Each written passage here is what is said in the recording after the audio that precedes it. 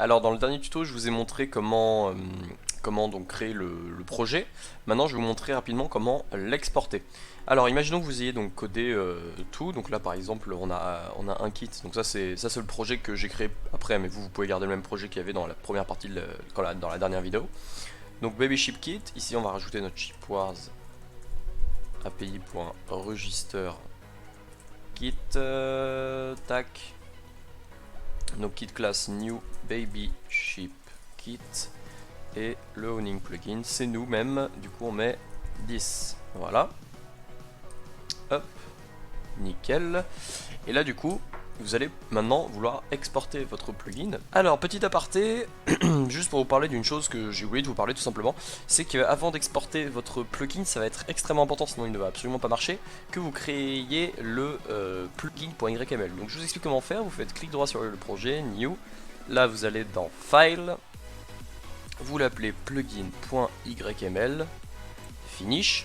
Là vous voyez qu'il vous crée le petit plugin.yml ici, il va vous l'ouvrir sous Notepad++ ou voilà, je vous conseille d'utiliser Notepad++, parce que c'est quand même un des meilleurs éditeurs je trouve. Alors là j'ai pris l'exemple du shipwars, mais je vais vous expliquer tout de suite ce qu'il va falloir marquer. Il va falloir tout d'abord marquer name de point le nom de votre plugin. Donc là dans le cas, là vous l'appelez un peu comme vous voulez. Moi au départ donc je vous l'avais appelé shipwars plus dans le premier épisode, mais voilà, appelez-le comme vous voulez. Ensuite vous mettez votre nom, puisque vous êtes l'auteur de ce plugin, donc moi dans mon cas je m'appelle Roy Alpha. La version, donc la version ça peut être 0.1, 1.0, etc. ce que vous voulez, mais écrivez bien le chiffre de cette manière.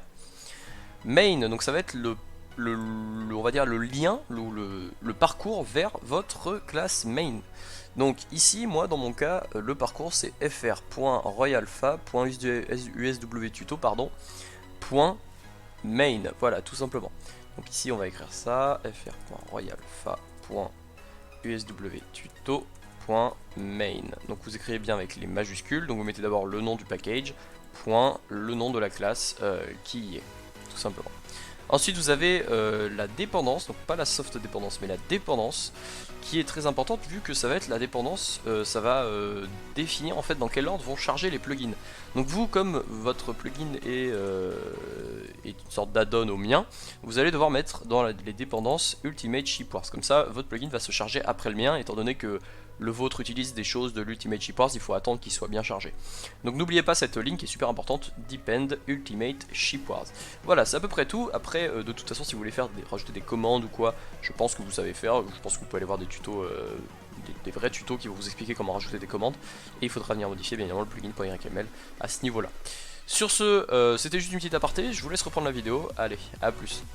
Vous allez maintenant vouloir exporter votre plugin pour donc le mettre sur votre serveur et faire en sorte que du coup le kit BabyShip soit ajouté. Donc pour cela vous allez tout simplement faire un clic droit sur votre projet, voilà, là vous faites export, là ici dans la liste, dans le menu déroulant vous venez chercher jar file, donc juste ici jar file, next. Vous vérifiez que c'est bien votre projet qui est sélectionné ici par le petit carré. Ici vous n'avez pas forcément, bon ici vous vous en foutez, vous n'êtes pas obligé d'avoir les class path et le point project, mais bon, on va les laisser par défaut. Ça c'est nickel, export generate class files and resources. Et là maintenant vous sélectionnez donc la destination de l'export. Donc soit vous allez directement dans votre serveur, soit sur le bureau, vous donnez un nom à votre fichier, on va l'appeler uswtuto.jar. Voilà, enregistré. Et là vous avez juste à faire finish. Et c'est nickel. Vous allez pouvoir retrouver, donc on va ouvrir Windows Explorer, hop.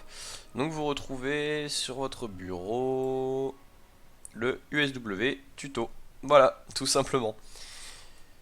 Donc j'espère que cette deuxième vidéo vous aura plu. C'était juste sur l'exportation du projet que j'avais oublié de mentionner dans la dernière vidéo. Donc maintenant voilà, vous savez faire et c'est nickel. Vous connaissez les bases, maintenant plus qu'à vous amuser en créant vos kits, vos events et tout ce que vous voulez. Voilà, allez, ciao ciao.